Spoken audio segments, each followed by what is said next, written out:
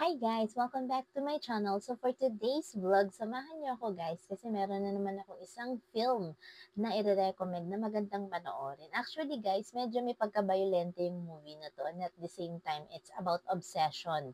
Kasi actually itong film na to guys, napanood ko to nung nasa Dubai pa ako and then nakita ko uli siya somewhere in Loklok or I think Netflix. Then pinanood ko uli siya. Actually, sobrang paulit-ulit ko na siya napanood nung nasa Dubai ako. And then, siguro, matagal. Tapos ngayon, napanood ko ulit. So, nag-sink in siya sa utak ko din, naalala ko.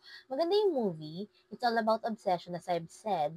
Bali, itong movie na to is napalabas nung 2008.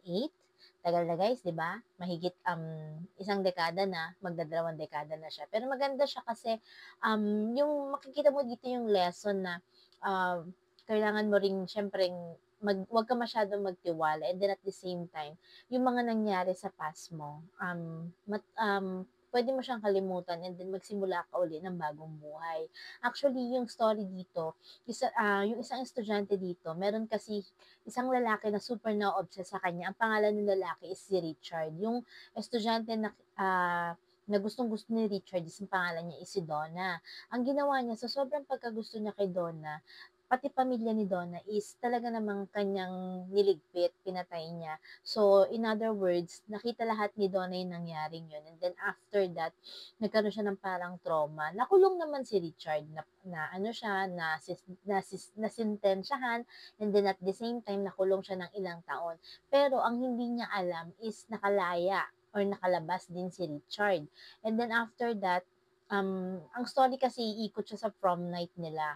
Bali, dumaan si Donna sa mga session ng therapy kasi nga nagkaroon siya ng parang trauma. And then after that, nung naka-recover na siya, nag-start na ulit siya ng kanyang bagong buhay, din nga umattend siya ng kanyang prom kasama yung boyfriend niya. And at the same time, hindi niya alam na meron na palang pinaplano si Richard dahil nakalabas na ito ng kulungan. So, ang ginawa ni Richard dahil still mahal at gusto niya pa rin talaga si Donna, pumunta siya sa prom night nila.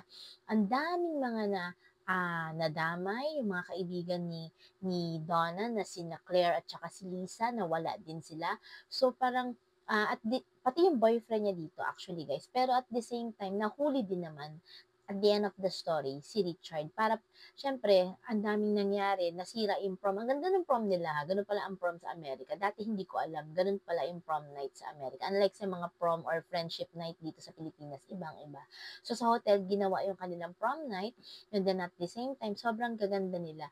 And hindi nila alam na meron pala nakaambang panganib sa kanila. So, unang nawala or unang pinaghigantihan dito ni Richard si Claire, and then yung boyfriend ni Claire, and then after that, si Lisa. Ang natira na lang dito yung boyfriend ni Lisa, at saka si Donna. Dahil yung boyfriend din ni Donna is nawala din siya.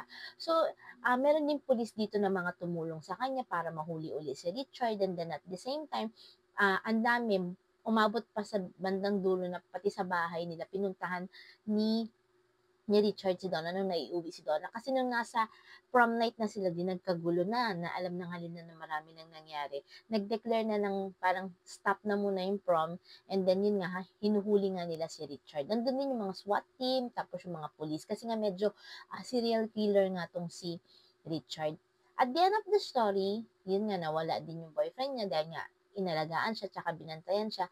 Tapos nahuli din naman at napatay din naman dito si Richard. Maganda yung story guys, kung mahilig kayo sa mga tipong pa-suspense, although na-preempt ko na sa inyo yung end of the story, pero maganda siya.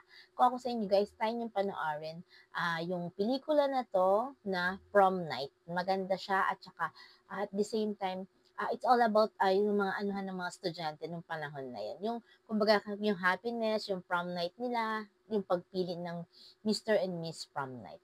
At kung ano man ang pinagdadaanan natin sa buhay or pinagdaanan natin ng mga problema, trahedya, kaya nating bumangon. Basta magdasal lang tayo.